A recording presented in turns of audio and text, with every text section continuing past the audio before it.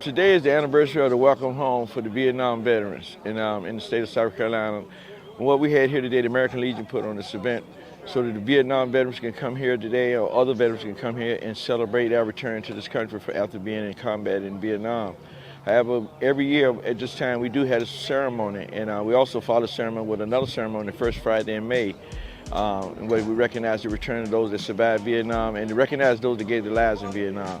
So this is a time for us to gather together and reflect over the war and the different things that occurred, but most of all, it's our survivor.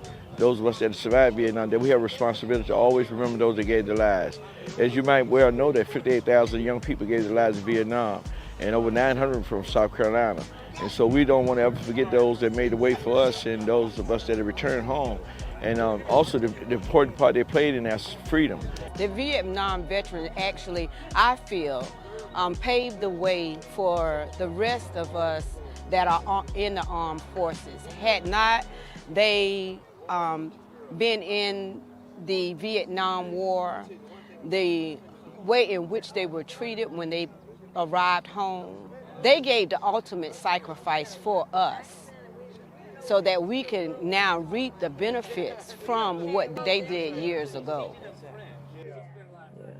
Each time I come here, I think of the veterans that lost their lives for our country, for each other, for the families. I pray for the families, and it's heartwarming, but it's also heart pain because they're no longer with us. But they have paved the way for many of us to move forward in life, and we continue to celebrate them each and every day.